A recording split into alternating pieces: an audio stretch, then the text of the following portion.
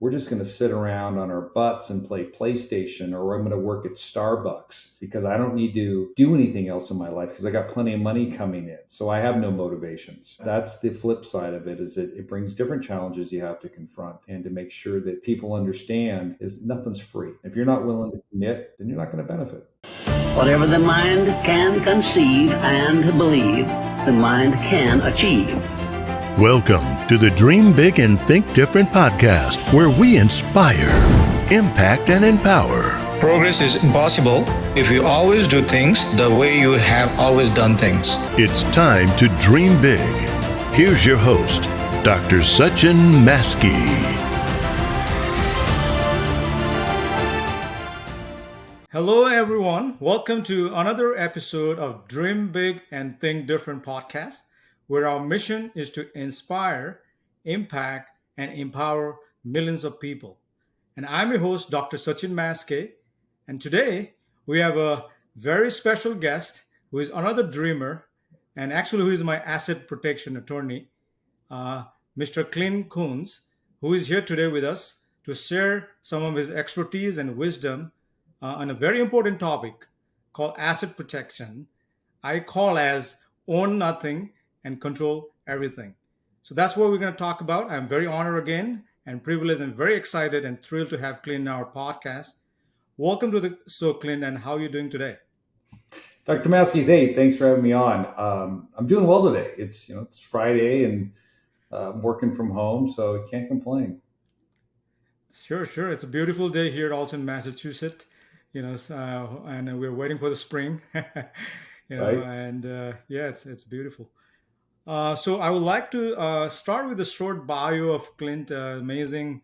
Clint has been doing this more than, I believe, 20 to 30 years already. But I would like to give some bio perspective and whom we are talking, and then we go from there. So I would like to start with the Clint Coon is as a founding partner of the Andreson Business Advisor.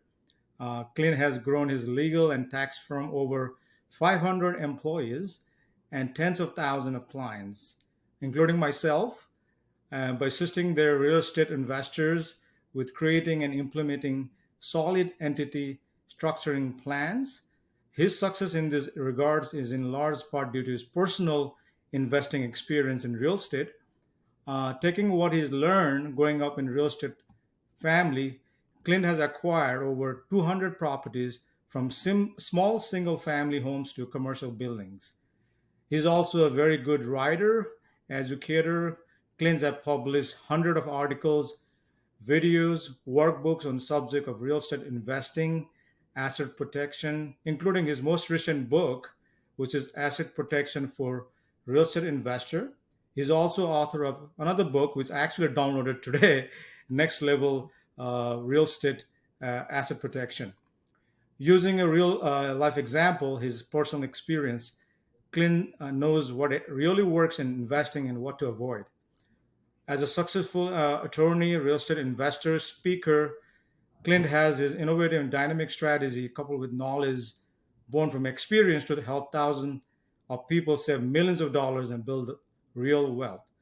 By the way, Clint also has YouTube channel. We have 163 subscribers. He has about 300 videos and 9 million views. I would like to put a disclaimer here. Again, Clint is my personal asset protection attorney, whom I started working for past few years. I'm very happy and fortunate to have found him, which I can sleep sound in my night without worrying my asset. I'm in good hands, and I believe he's the best attorney in the world. This is not a legal advice. This is information and education purpose only. Please consult your advisor. Again, we're going to focus about today asset protection, tax minimizing strategy, and something business planning. I would like to ask my first question to the Clint today. Who is Clint Coons and why he is in this world? Well, you pretty much hit a lot of it in the bio. I am an attorney, but first and foremost, I'm a real estate investor and business owner. And I think that's what really separates, what I teach people, the way we work with our clients, the approach that we take in helping people, is that we want to show them that there's a lot of people out there that profess to understand asset protection, but when it comes to real estate investing, actually applying entities and structures the right way in the tax Hmm. code, they just, they're just not up on it because they're not investors themselves. I mean, you talk about my portfolio.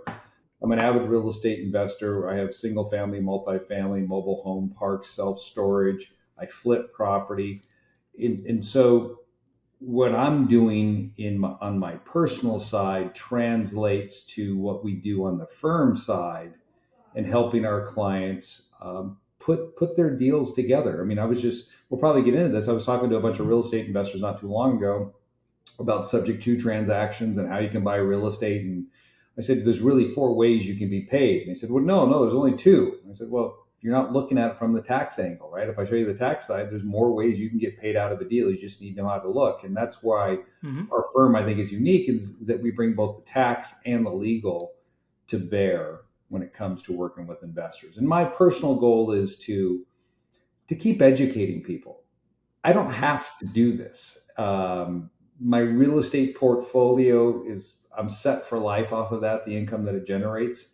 Hmm. But the reason, my why for why it is that I still continue to work and is because there's just a lot of individuals that are trying to get started or they've been investing and they're setting up structures or they're not doing things the right way. And so what I'd like to do is elevate them and show them that if they do things the right way and they use entities, they can actually accomplish more. Sure, sure. Yeah, thank you for what you've been doing, and again, I'm really honored and fortunate to found you finally, and it's been a journey, and I'm happy with whatever you have done for me. I would like to go back, Clint, into your childhood. This is all Mm-hmm. about dream big and think Yep. different. So I want to know your when you're a child and like what was your childhood dream? I think when I was I know when I was a child, I wanted to get out of doing work for my father all the time because he has rental properties and apartment buildings, and he'd drag me out to those every chance he got. Uh huh. If I wasn't in sports, I was working on stuff for my father, and so was my brother. So when I was young, really, I didn't have a desire to be a real estate investor because Okay. I didn't see what it could accomplish for you. In fact, when I went to college, I thought I was going to be a pharmacist or a chiropractor. But Okay. I was in a fraternity, and I got too involved in partying, and I missed the chemistry classes and the physics and the Right. calculus. I wasn't doing too well in those. So I Right. said, "Oh, what the hell? I'll be an attorney like my grandfather. That's an easier Mm-hmm. route." So my goal, in growing up, I think, is I knew that I was going to be my own boss. That's the one thing I always knew because that was it's instilled in your DNA that you can't work for somebody Right. and you just need to go out there on your own. And however that was going to play out, it was going to happen. And then as my career started to advance, I started going to college and I got on the I'm going to go to law school approach. Things just started to fall in place. And see, here's what I think many times in life that sometimes people don't realize. I've been told that, Mm-hmm. I'm lucky, right? Because of the successes that I've had. And, people say, well, that's not possible, right? It's possible for anyone. Okay. There's no luck involved in what I've been able to accomplish.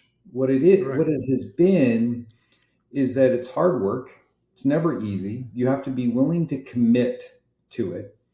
And then Sure. you have to plan and you have to be forward thinking and getting yourself set up so when opportunities come along, you Mm-hmm. can take action. If you're not in that position where when opportunities come along to take action and seize, you're going to miss that opportunity. And Mm-hmm. it's unfortunately, I see it far too often. I even see it with my father to this day because he Mm-hmm. still tries to dabble in real estate. And opportunity came along. He wasn't ready to take action and he lost it. And that's just another story he complains about while we're out fishing. That, oh, I could have done this. And can you believe they did this? I said, Dad, I was ready to do the deal, but you couldn't pull the trigger because you had to do X, Y, and Z. And that's why you lost it. And so I think that's the one thing that I've always learned that I've learned in my career is that Mm-hmm. my approach is what can this do for me? Okay, I don't look at things as a cost. I look at it as an investment. What can it do for me? And then when that opportunity comes along, I'm quick to take action because I've planned properly. Sure, sure, amazing. So, yeah, I mean, I was looking actually learning more about you today, and I don't know whether I found somewhere that you were in some construction business too before you started doing the touring. Well, all right. So to that point, I have a property management and a rehab company. So Yeah, currently, we do a lot of investing in Winston-Salem, North Carolina, sure. and we buy properties. Okay. Typically, we like to buy a package anywhere from 12 to 40 homes at a time from a landlord, a retiring landlord. We'll Okay. go in, we'll look at the properties, make them an offer, a cash offer, buy those properties, and then we'll rehab them. We keep Hmm. some for our own portfolio, and then we flip some to other investors. And then I created a property management company to manage those assets as well. It was primarily to manage our own assets to begin with, Okay. start expanding it. Okay, I was just curious. Yeah. So I was also looking into your bio and trying to learn more about you, and it looks like you had experience in Rich Dad Education Company too for 17 Mhm. years. I was just curious about like how was your experience? So my experience with Rich Dad, it was a good experience. A lot of the people that went through the trainings. So I would teach tax and asset protection to these people, that individuals that had signed up for real estate education trainings. And what I found is that they taught really strong core principles. Hmm. And what I also would see, say you had 100 people go through, maybe 40 people failed, and they Mm. never got anything out of it. And they would tend to blame the company. Mm. And the reality is that people looked at real estate and thought, oh, this is going to be easy. I don't have to put any effort into it. All I have to do is sit through a class, learn how to go out and evaluate real estate, and then the things are just going to drop in my lap and I'm going to make gobs of money. Hmm. The reality is that's not how it works. You Yep. have to work at it and you have to be committed. If you're not committed, then you're never going to find the Absolutely. success that the other people are, because there's 60 other people in that class that attended it that are finding success and buying real estate. So they went Hmm. through the same training. So it isn't the training, it's the individual. Actually, absolutely, I agree. Definitely, you have to be committed and you have to have a desire to to achieve whatever you want. I totally agree with that.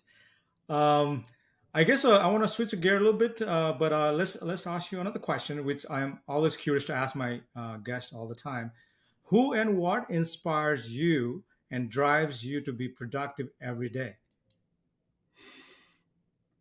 I think my inspiration, of course, came from my father, Mm-hmm. because of the fact that he was so driven. He worked a W two as Mm-hmm. a computer programmer for the federal government. He would get off work at 2:30 in the afternoon, and then he would head right out to his real estate projects and start working on his real estate projects. And then he'd roll home at 5:30, 6 p.m. at night. My mom would always bitch because his good work clothes either had paint on them or something like that, because he wouldn't take the time to change. Um, Oh. and so that was instilled in me at a very young age, is that a lot can be Mm-hmm. accomplished, if, like I said, if you're willing to commit to it. And Mm-hmm. so watching what my father did, it was my inspiration, but it was also my challenge in Mm-hmm. life. And that challenge was to do better than Mm-hmm. what he had accomplished. And so I use that as my benchmark. Okay, sounds good. Thank you for sharing that. I would like to now talk about Anderson Business Advisor, which I'm one of the client actually, and I already mentioned that. And I want to know for you how you got started and why Anderson is different from other like LegalZoom or some other prepaid legal services and other business firm. Sure. So when I was in law school, I met a good friend. We always studied together, and he started working for a company in our third year of law school that Hmm. taught stock market education seminars. Hmm. And he was a speaker, and he would talk about business entities, how they could benefit people in the stock market. And he told me, say, Clint, you got to come check this out. I'm making $7,000 a weekend when I go out and I speak. Wow. He's like, I didn't believe that. You're not making $7,000. And sure enough, he's showing me checks because he didn't care about money. He just throw them in his car, and there's a footprint on it. Tim, what are you doing? Yeah, I make more. It doesn't matter. And I was really surprised that people were gravitating towards the information he was providing, because I used to operate under the presumption or assumption, because my grandfather's attorney, is that no one's going to go to listen to an attorney talk. They're going to just go to their office, and that's the normal way of doing things. So to make it really quick, what happened is I graduated from law school, and I was presented with an opportunity to provide some assistance to this company as far as documentation to help people create their own businesses. So I started developing that. I was actually working out of my room in my house. And when was that, Clint? Around which year? That was in 98. Wow. Yeah. I went to my medical school at that time. Yeah. I mean, here we are. My son would come up to the door. He was 2 years old, and he's put his little hand under the door, and he wanted to come in there. And I'm starting to work with some clients, and I built out all these systems and processes, right, on forming entities, created relationships with Secretary of States and resident agents, and had all this built out. But it was all part of contemplating one day expanding my business. And then an opportunity came along where that company approached me, and they said, "Would you like to teach this class? Can you do it?" And I said, "Absolutely, I can." And they said, "You're free to help people create trust, create LLCs, corporations, whatever you want. Are you able to do that?" Well, it just so happens that I had systematized everything and built this out. I said, "Yeah, I can step in tomorrow." And so I stepped into that, and I started down that road of educating people by teaching events. And within a year, I had 50 people working for me. And so that was by 99, I had 50 employees. Today we have 500, and it just took off from there. Wow, amazing. So yeah, and the other question was why it is different from other companies like LegalZoom and all that. Yeah, what separates us from these other companies is that you're not dealing with someone who is doing what you're doing or understands it. You can test this, right? Let's say that you wanted to engage in a house hacking strategy, which means you're renting a room in your house to someone to pay the mortgage. So it doesn't cost you anything for that home. You walk into a local attorney or a CPA, I probably assume 9 times out of 10, if you said, "Hey, can you help me with house hacking?" They're going to tell you that's an illegal activity and that you cannot engage in that, and they would refuse to assist you. Why? Because they don't know what that means, that term. Why don't they know what that term means? Because they don't work with real estate investors. They don't invest themselves. So they don't see that side of it. If you break it down for them, say, "Well, all I want to do is rent a room in my house," maybe they could assist you at that point in time. But most likely they say, "Oh, it's your personal residence. There's nothing you can do about it," because they don't know what the options are. So what separates us is that when we're analyzing someone, it's not a one-size-fits-all approach. I tell people that you have to look at not only where you live, but also where your investment is going to be located, and then develop a plan that's going to focus on 3 things. Number 1, protect your assets. Okay. 2, reduce your taxes. But more importantly, create a business that is going to allow you to succeed. And what works in Washington State, for example, is not going to work in Tennessee. That's not the same strategies I'm using in Tennessee or Pennsylvania or Florida, because there are different issues that their laws create for the transfer of real estate, or how you hold real estate if you want to create a better plan. And that's where LegalZoom, they're not delving into that. They're not asking you the questions. A good point that I would specify here is that recently I was working with a business owner, and he had his own CPA, and he's telling me all these strategies he was using to reduce his taxes down to 0 or just about, and wanted to get my take on it if I thought they were okay strategies. I said, "Well, before we talk about that, what do you intend to do with the business?" "Well, why do you ask?" I said, "Because if you intend to sell your business, I need to know that before I'm going to comment on these strategies. Because if your goal is to create something that has value so you can sell it, Mhm. That's not the way to go. So let's forget about the taxes and don't let that be the driving factor in our decision making. And that's what happens so often when you're working with local professionals or other groups. They don't know the right questions to ask because they've never Mhm. lived it, never been down that road before. And so people get stuck in these plans, and then an opportunity comes along, like somebody wants to acquire their business at 8 times their EBITDA.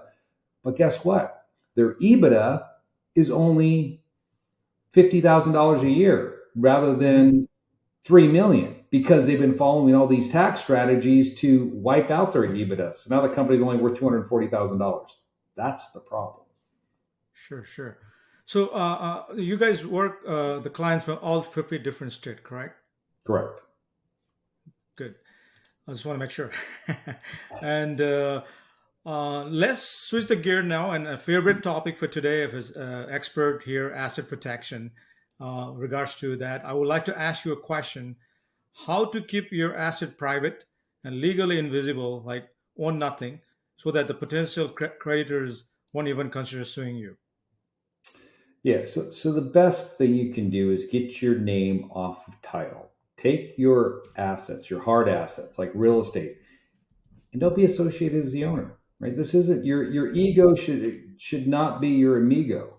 And if you walk around saying, "Oh, I got to have my name on everything," you're just opening yourself up to attack if somebody's considering suing you. So Yeah. so the core strategy that I advocate for Hmm. is to use entities in a way Hmm. in which your name will not appear on title. So as you stated aptly, Hmm. okay, control everything, own nothing, control everything. That's right.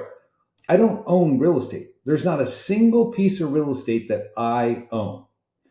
I have entities that own my real estate and I control all of those entities. And yeah, I own those entities, but I've set it up in a way that if you look up Clint Coons, the only real estate you're going to find that I'm titled on are properties that are owned by my clients. Because there's another strategy we use with land trusts where we keep our client's identity completely private on real estate ownership. I serve as the buffer. I'm listed as Hmm. a trustee, and I've dealt with this before when I've tried to finance property. They'll say, "Well, you didn't disclose you own 185 properties in Pima County, Arizona." I don't own any Right. property in Pima County. The only reason those are my clients' properties. Well, who are your clients? I can't share with you that information. That's attorney-client privilege. So using strategies like I'm sharing with you, it creates a smokescreen. So it really frustrates a potential creditor to figure out, well, who owns what? Where are the assets located? Is it really worth suing them? Or better yet, just take the policy limits if it's a real case that has merit and go away. That's a key to strategy, and it's worked. I mean, not all of our, but the amount of clients we've worked with over the years, some of them have been sued. And the ones that Hmm. have been sued, I can tell you, walk away. The ones I've worked with, they walk away with Absolutely. policy limits. Yep. Make the other life people life difficult. That's the key. I know. Attorneys are inherently lazy. They want the Yeah. quickest path to a dollar. And I insurance agree. is always, you always have to have insurance. You give them the insurance, and that's what they want. They're going to leave you alone. If you have entities set up and they have to untangle everything, try to figure everything out, go through trial to get a judgment, even to get access to this information, now I'll just Yep. take the Yep. insurance. Yep. So same way that a lot of people, what they do is they try to buy their own name because it's easy. You don't have to go through a lot of things and complicated to set up a LLC and all that. But I want to know from you, because I think it's important to understand why it is important to structure real estate, especially investing as a business. So the thing about it, like you said, setting up entities. So the first mistake I tell people, don't ever set up your own entity. Okay, there's Hmm. a couple of reasons for it. Number one, you may screw it up because you choose the wrong Yeah. form based on what you're trying to do. Number two, you'll never have anonymity. If you want to make sure that your name's not associated with an entity that's going to own real estate, you can't Hmm. set it up on your own Hmm. when it comes to doing these things. And Hmm. the third thing that I look at when it comes to entity formation, I would say, hey, what's the most efficient use of your time?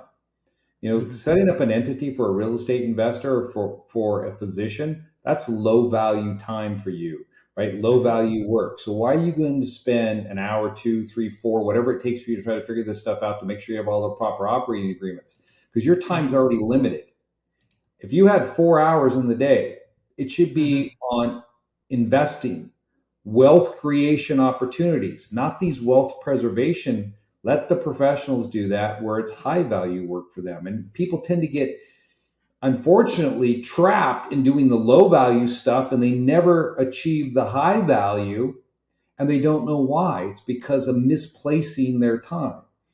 So that's, I think, is key. Now, when it comes to setting them up, you say, how does it a business? How does it help you do more?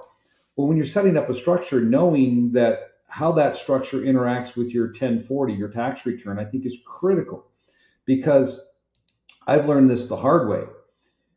The way you own real estate and how you own it through certain entities can either help you or hurt you when you're Hmm. trying to borrow money. And it's not only real estate, it's how you run your business as well. So if I'm going to start up my investing and I realize, hey, it makes more sense to use other people's money rather than my own, so I have less at risk. Well, I want to make sure those other people, being banks, qualified lenders, or non qualified lenders, want to lend me money and it's easy to get their funds. And they're not going to do holdbacks based upon potential vacancies that they're imposing upon me, even though I have no vacancies in my property. So they do a 30% holdback on your net rental income. Understanding how that works is critical. And if you set up your entity the right way, you can avoid that. Sure, sure. Yeah, definitely. Foundation is important. So I believe in that to anything we do in life.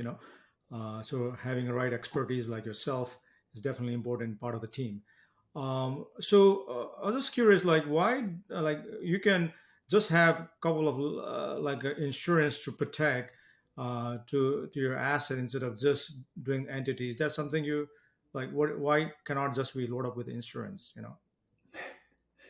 Well, most people have never read an insurance policy, number one. So they don't Hmm. know what's excluded. Number two, they're not familiar with the type of claims that are typically brought against an investor. I mean, take it a physician, for instance. Hmm. When you think about insurance, right? A lot of people will tell physicians, oh, you have to be protected from that mistake, the med mal claim. I don't talk about med mal whenever I speak to a physician about the importance of asset protection for what they're Hmm. doing. Because if you did have that type of claim, you've got insurance multi-layer. You carry a policy, the hospital's carrying a policy, you're already insured up. Doubtful it's going to go beyond policy limits. My Hmm. concern is more about that sexual harassment claim that's levied against you. Of course, you didn't do it, but they're still going to levy it against you. Hmm. Or any type of racial claim they could throw against you, things to destroy your character that insurance doesn't cover, or an employment claim that's made because they'll say that you wrongfully terminated me.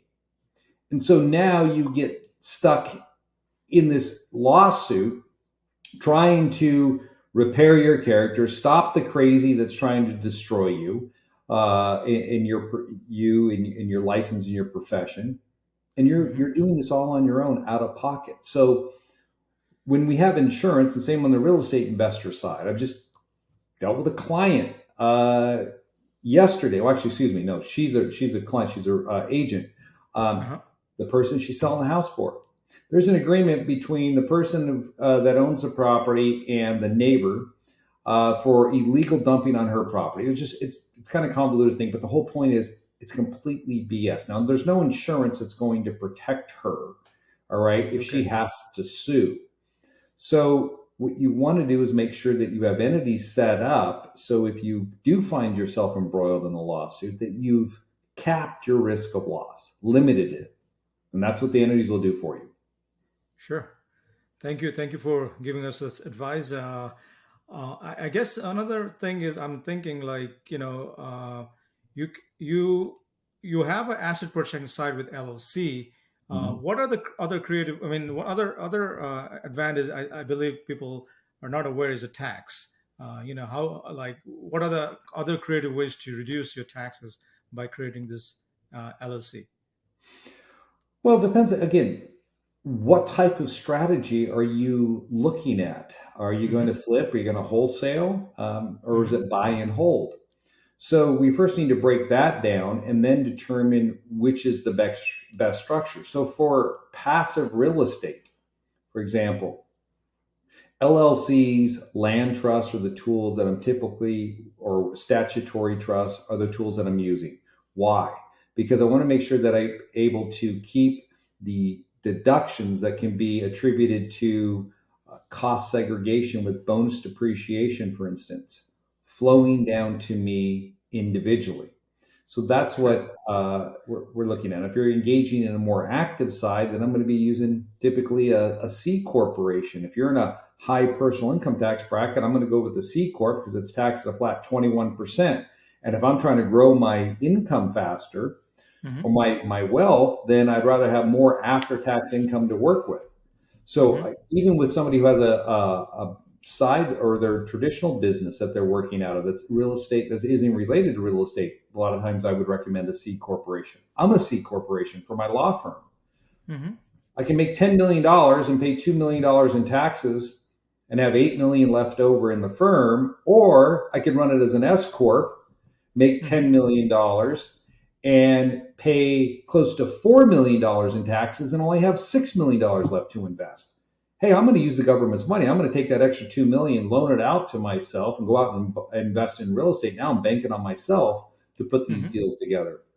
So that's how we approach our overall planning, looking at the investment, the business, and choosing, what are your goals, right? So what do you want to do? And then designing a plan around it. Sure. It sounds like it's a little bit complicated to understand what exactly goes through all these entity types. That's the reason we need you. And that's the reason we're having this discussion, to have somebody to explain us why. And I think it's important to know. But really important, depends on what you do and your investing goals and all that too. You mentioned a couple of times about land trust. And I wanted to hear from you, what is land trust and what it does, basically. Yeah.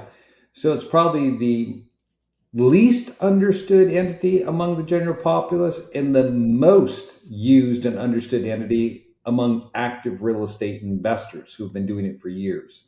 You see, the land trust is it's like a living trust. It's a document, or we'll call it an entity that you can create sitting right here at your desk. It doesn't require you to file it with any state agency. You don't have to check to see if names are available. All it is a way in which you can hold title to real estate. So to create a trust, you could do it on a napkin. You'd have three parties: grantor, the person who decides to create it; trustee, the person whose title the property is going to be titled in under the name of the trust; and the beneficiary, the person who owns the asset held inside the trust. There you go. Everything else is just legal stuff that's required in order to protect yourself. So the land trust, unlike a living trust, which is designed primarily to adjudicate your estate, to keep your assets for your loved ones after you're no longer here, a land trust isn't designed in principle to do that. What a land trust is designed to do is hold title to real estate, if set up property, anonymously, so people don't know that you're associated with this trust, because again, the trust isn't recorded anywhere, so you can't find out who the beneficiary is, the owner, which would be me if it was my property. But it's designed to take what is considered real property and convert that in your hands from real property to personal property. And what do I mean by that? Your ownership in a trust, an equivalency would be the stock you hold in, say, Microsoft, right? You have the share certificate. You're the owner as long as you're holding on to it. If you want to give that to your son and you assign it over to him, you say, here, son, I give you this share of Microsoft stock. Well, now he's holding it. He's the shareholder. You're no longer the shareholder. He owns it. That's what you can do with a trust. Now, if I gave my son a share of Microsoft stock today, who knows about that? No one.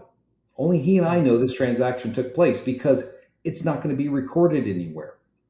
Now, granted, you have to let the secretary of the corporation of Microsoft know that controls the stock ledger, but take that out of it. What my point is, no one knows that transfer took place. It's a completely private transaction that stays off the public record. The land trust operates the same way. When you take title to real estate that's currently held in my name, and I place it in the name of the trust, which, we can Mm-hmm. call it anything we want, the Fuzzy Bunny Trust, for instance. Once I put it in the Fuzzy Bunny Trust, if anybody looks at that property, it's going to say Fuzzy Bunny Trust owns it. Well, who owns the Fuzzy Bunny Trust? No one knows, because none of that information could have been me today. Tomorrow, I transferred it to my limited liability company. Now my LLC owns it. Clint doesn't own it anymore. No one knows. I have two clients right now that we set up land trusts for one client. He has 5 separate trusts with 5 separate pieces of property. Mm-hmm. His friend, who also happens to be a client, Mm-hmm. decided to purchase those 5 properties from him, wants to buy them.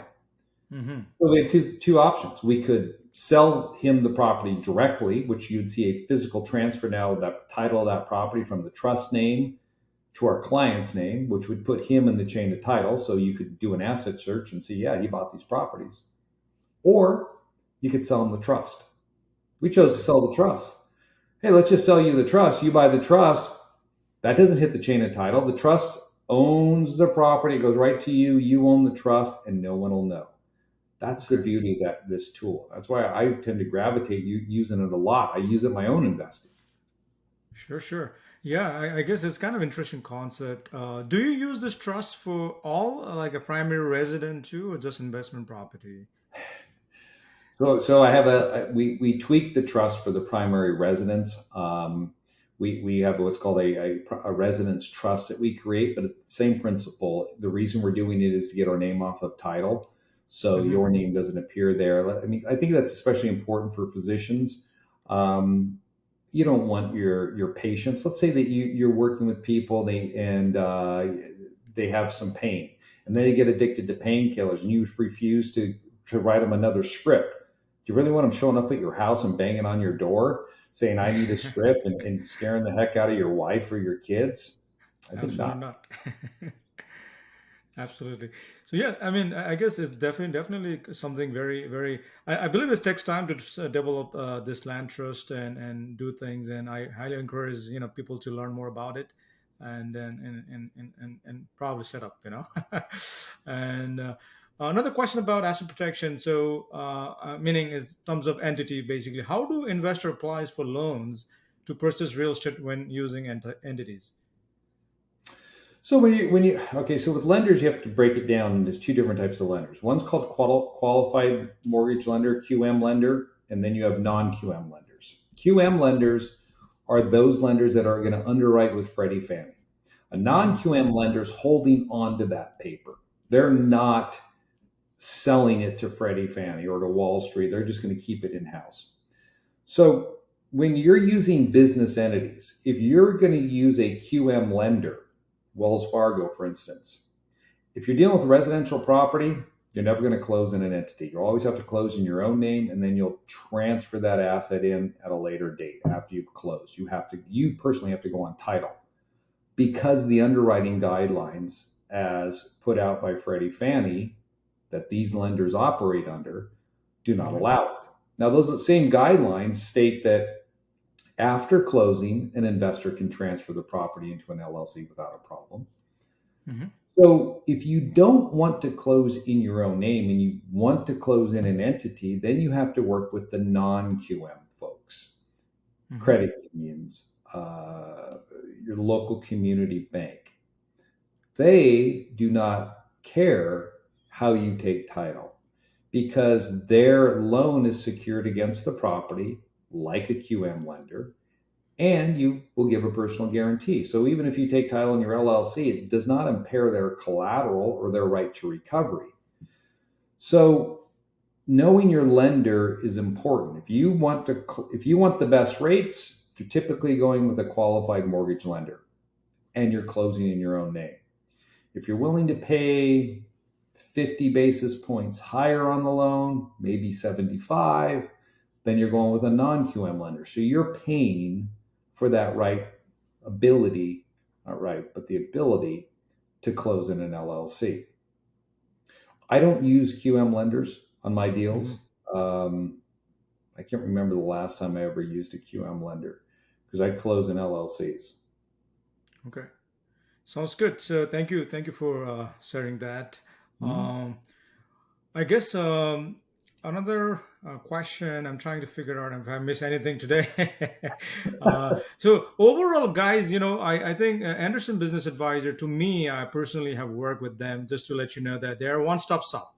Basically, if you have, investing questions, asset protection, tax planning, estate planning, everything is done under one roof. So I would highly encourage to look into their website.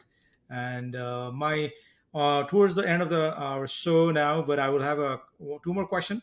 So Mhm. the question is, what is the biggest win in your life, and how you define success?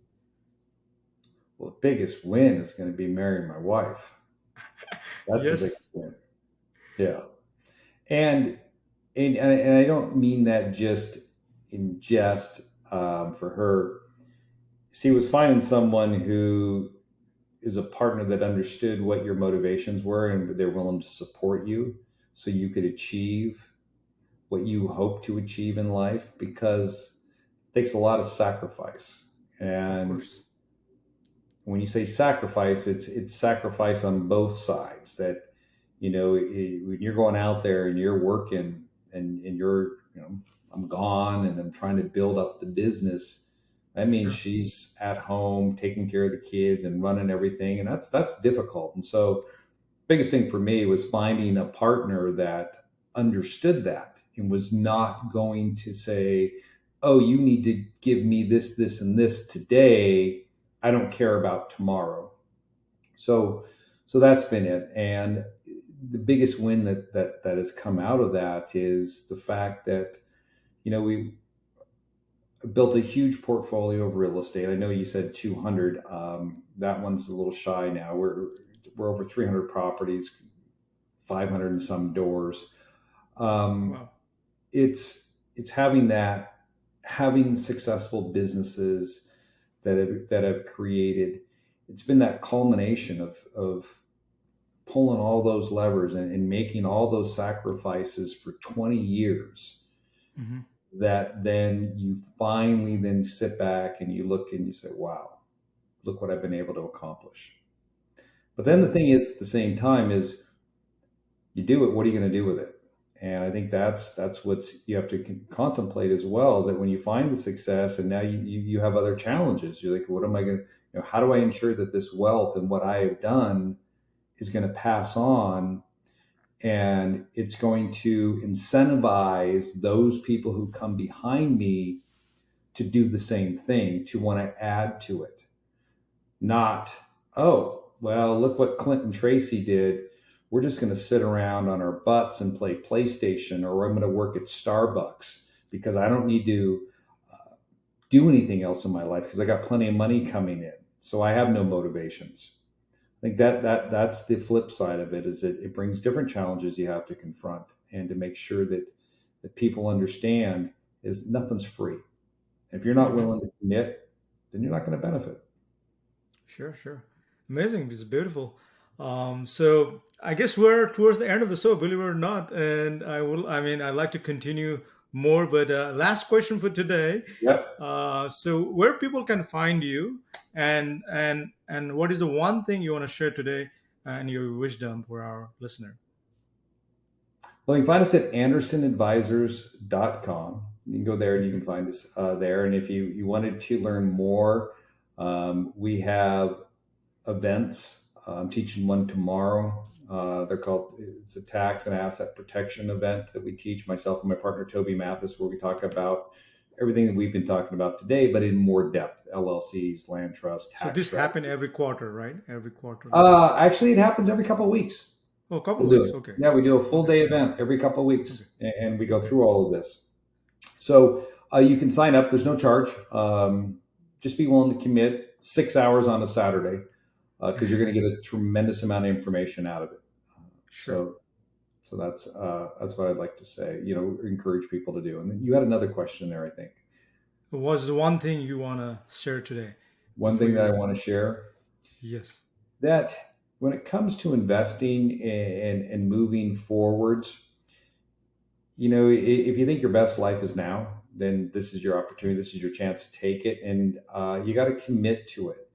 and go forward. Go forward. You got to go to a place where you're uncomfortable. I mean, because you're going to do something different. So that means it's going to have to challenge you. But if you want to come out on the other side and say, hey, look what I have now, it requires that commitment, because once that's made and you start investing, Absolutely.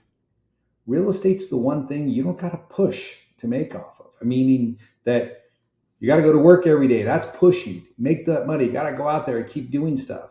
Real estate, you could be on a beach right now in Hawaii. You could be sitting here and I still have money coming in. That gives you freedom.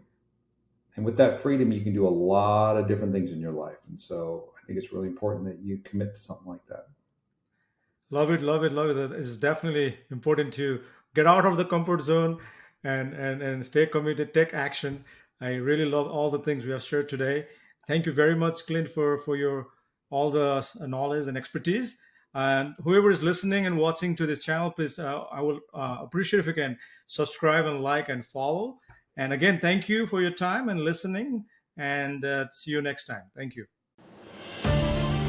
Thank you for listening to today's episode of Dream Big and Think Different. We hope you enjoyed it. Please be sure to subscribe to our show so you don't miss any gold nuggets. And we'd appreciate it if you could rate and leave us a review on iTunes, Spotify, and other platforms. Until next time.